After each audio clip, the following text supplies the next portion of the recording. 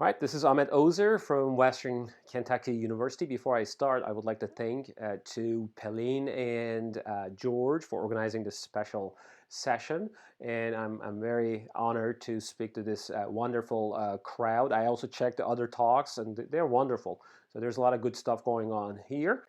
Here's the outline of my talk. I'm going to start with motivation and smart materials and applications. In fact, we have plenty of applications of smart materials. In particular, I'm going to talk about the piezoelectric and piezoelectromagnetic materials in general. So the first example is the very teeny tiny flexible transistor made of piezoelectric materials. And the second example I have here is pressure sensor that has a lot of piezoelectric components, and this one is a biodegradable one.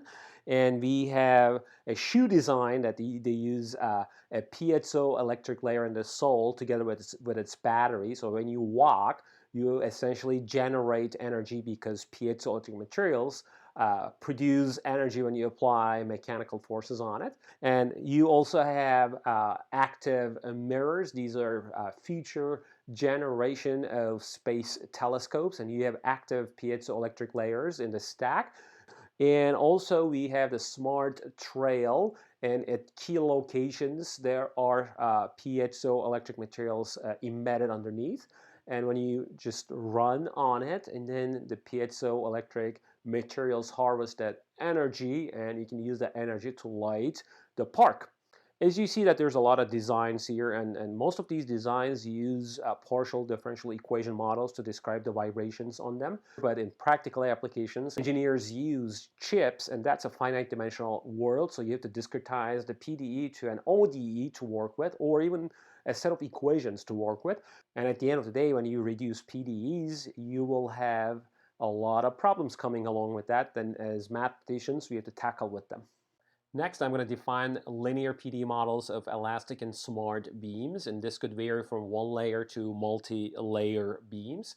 But before doing that, let me just define a few variables here. So I'm going to use V for longitudinal displacement of the center line of the beam, and W for the overall bending, and psi for the rotation of the beam. And from now on, dots are going to represent time derivatives, and primes are going to represent the space derivatives. The first model that I'm going to introduce you today is the Rayleigh beam model. Essentially, we have two decoupled equations here. One is for the longitudinal displacement, and the other one is for the bending type motions. And these are coming along with boundary conditions of your choice. And here we have the length of the beam represented by L, and H represents the thickness of the beam, and all other constants are positive. And these are, I'm just going to call them material constants. And this model retained the rotational inertia term here. That's why we have this term popping here. So if you get rid of that term, you're down to the so-called Euler-Bernoulli beam model. As you see that you have a wave equation representing the longitudinal vibrations, and Euler-Bernoulli beam equation representing the bending of the beam. So these are decoupled because we're considering linear models for beam vibrations. The next model I am interested in is the piezoelectric beam model that blends in mechanical and electromagnetic effects. So denoting P by the total accumulated charge on the electrodes of the beam. So we have one equation for longitudinal vibrations, another one for the total charge, and we have a bending equation. As you see, that bending is decoupled from the rest of the equation. So these two, in fact, are coupled. Now I'm going to show you the models for smart multi-layer beams. So when I say smart, that means we have a smart material as one of the layers. All right, here's the first model, which is due to Rao-Nakra. So we have two equations representing the longitudinal vibrations at the outer layers, and we have the charge equation for the piezoelectric layer, and we also have the bending motion. As you see that all of these equations are coupled through each other through the shear deformation of the middle layer. Shear of the middle layer sort of couples all of these equations. So in the next model that I'm going to show you, we are going to sort of like eliminate the inertia terms for the longitudinal motions so that we are down to what we called like Meade-Marcus typed smart three-layer beam model. And as you see that we have one bending equation, one equation for the shear, and we also have the equation for the charge, and they're all coupled to each other. All right, next I'm going to pick one of those models. In fact, that model is going to be the Rayleigh beam model. And I'm going to show you a very important control theoretic property of that model. It's called the exact observability. So here we go. We have the Rayleigh beam equation, and we choose the hinged boundary conditions to make our lives easier. This boundary is controlled by a controller U of t. So essentially we're controlling the moments at the tip of the beam. And we have all the material constants positive. So what I'm going to do next is to rewrite this term. Then we have this operator so that we can convert this differential equation into the first order form. And now we choose the states to be W and the time derivative of W, so that we have this system operator. As you see that we are supposed to invert this matrix. Now we're going to define the solutions in the higher order energy space. We're going to define the inner product and in fact inner product induced norm. And then we have the following result. We prove that if T is greater than twice of the length divided by the speed of wave propagation on the beam, then we prove observability, which essentially means that if you measure the third derivative at the tip of the beam for enough amount of time, so the t must be greater than this number, then we have this observability inequality holding true. So essentially what this means is that the PDE model is exactly observable. Now I want to go back to the differential equation model here. So this is a partial differential equation, and this is an infinite dimensional model. And if you were an engineer and if you would like to design a controller or an observer, you would have to discretize this model so that you would reduce this infinite dimensional model to a finite dimensional model. So interestingly, if you apply the known approximation techniques, so many things failed substantially. And I'll show you one of the results that they use so many known techniques, and those known techniques fail to mimic the observability properties of the PDE. So in fact, this is the paper by Banks and Wang, and please refer to that. And they were considering a simple one-dimensional wave equation describing vibrations on a string, which is clamped on the left end and free on the other end, but free end is controlled by this controller here, which is in fact measuring the tip velocity and then feeding it back to the right end boundary condition to make all the solutions to be exponentially stable. And it's proven, it's a known fact that these solutions are exponentially stable, and then all the eigenvalues are sort of like shifted to the left half plane. The first technique they practiced was the polynomial-based Gallerkin approach, and if you increase n from 3 to 9, you still have eigenvalues getting a little bit closer to the imaginary axis. I would assume that there is some kind of like a uniform gap between the maximum of the real parts of the eigenvalues and the imaginary axis. The next numerical technique they practiced is the linear spline-based Gallerkin approach. As you see that when n equals 10, there is no uniform gap between the imaginary axis and the maximum of the real parts of the eigenvalues. So they also tried the cubic spline-based Gallerkin approach. The situation is the same. Failure is substantial. And in the fourth approach, they used the finite element, so-called finite element approach, which is pretty widely used approximation technique. The situation is even worse. And remember, in the PDE setting, we have a uniform gap between the eigenvalues, real part of the eigenvalues, and the imaginary axis, and that's why we get the exponential stability with the fixed decay rate. And here is the finite difference approach, which is another easy technique to apply. As you see that this situation here is even worse. So eigenvalues get extremely closer to the imaginary axis. And finally, let's see, we have the mixed finite element approach. I think this is the best of all the techniques they applied. In fact, they mentioned in the paper, so that you have some kind of like a gap happening here, right? Some kind of gap happening here. At the time of the publication of this paper, the authors, in fact, didn't realize what the problem is, because these are known techniques. And what was the problem? And the problem was simply because of the eigenvalues of the control-free problem in the PD setting. Those eigenvalues have a uniform gap, which is a well-known fact because you're talking about the wave equation. But when you look at the reduced models and their eigenvalues, you realize that the eigenvalues flatten out when you go to high frequency eigenvalues. So that means for the high frequency eigenvalues, the uniform gap is lost. In fact, the gap approaches zero as the mesh parameter goes to zero. So that was a problem. Now I would like to quickly talk about the remedies proposed in the literature, and the first one is called the filtering technique, and that has two different ways.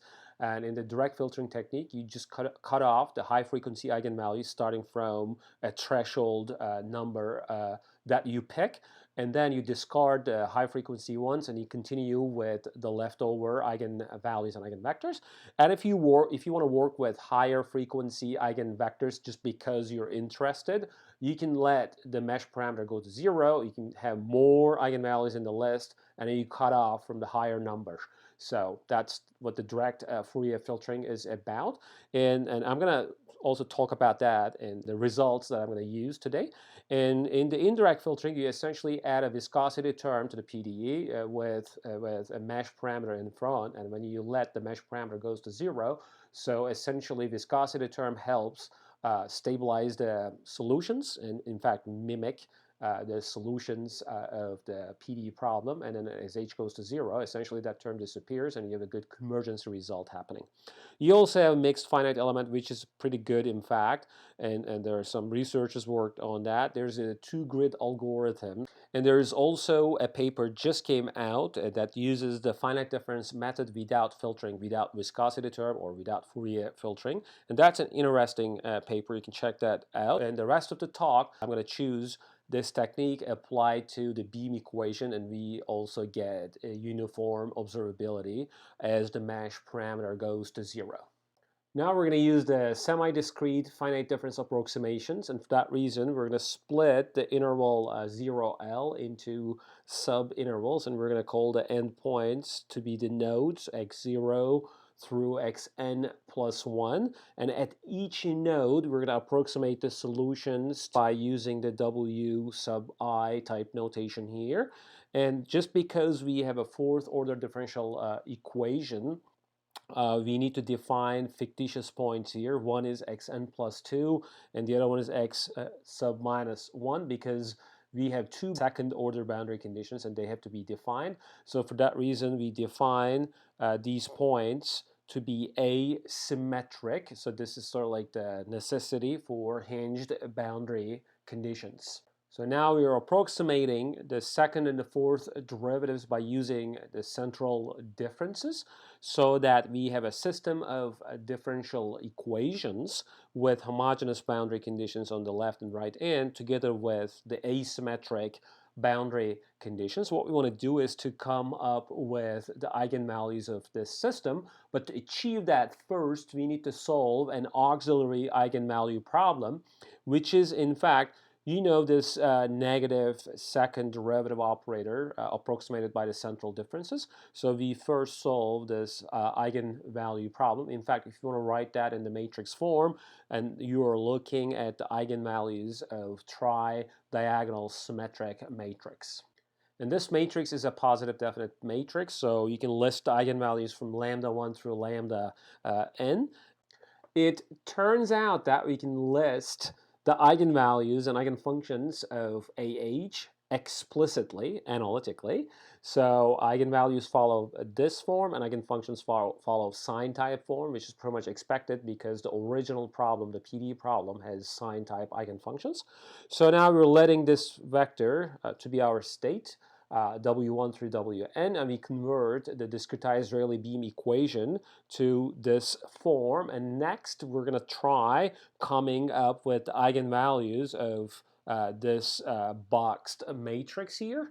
So in fact, that matrix is positive definite, and we know that all the eigenvalues are positive. And here are the eigenvalues and eigenvectors of that matrix. So in fact, we have k over alpha that has something to do with propagation speed. And this is lambda kh, the eigenvalues of the matrix AH. And we have the tail coming along. We have the eigenvectors following the same form as in the case of AH, like this one. Okay. And we can normalize the eigenvectors with the normalization constant. And it's in fact easy to prove that lambda kh, which are the eigenvalues of AH, times h squared is less than 4. And we can also prove that lambda k twiddle h squared is less than 4 times k over alpha for all h positive. Also, if you consider the last eigenvalue of this matrix here, so that eigenvalue times h squared converges to 4k over alpha as h goes to 0. Now let's get to the bottom of the problem that was first observed in 1990. I mentioned that in the beginning of the talk. So we're plotting the radical of the modula of the lambda twiddles for k and alpha to be 1. So the wave propagation speed is going to be 1. So we have the eigenvalues of the PD problem. In fact, they're infinite to many, but they follow a linear pattern. And we also plot the discrete eigenvalues for different choices of the number of nodes. And you can see that after certain point, the eigenvalues flatten out. So what that means is we're diverging away from the original eigenvalues of the problem. So convergence is an issue here. But the question is like, is that the only issue? No, that's not the only issue, because if you look at the uniform gap between two consecutive eigenvalues, you can observe that the gap converges 0 as you increase n, and if you are considering the high frequency eigenvalues. So when the uniform gap is lost, you can't talk about the observability inequality. In fact, you can show that as h goes to 0, the gap goes to 0. For that reason, not only we lose the convergency, but the uniform gap condition that the Rayleigh beam equation has. In fact, you can pick a solution of the discrete problem, and you can just show that for that type of solution, you lose observability. Essentially, observability constant tends to infinity as h goes to 0, whereas we proved in 2011 that the original problem is exactly observable with this optimal control time.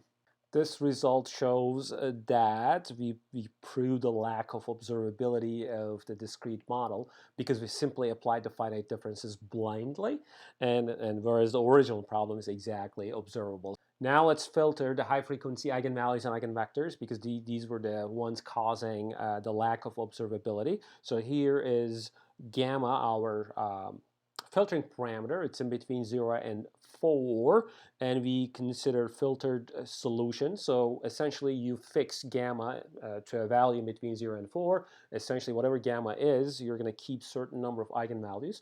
And for those solutions, you can easily prove that the finite dimensional system is exactly observable with this observability constant.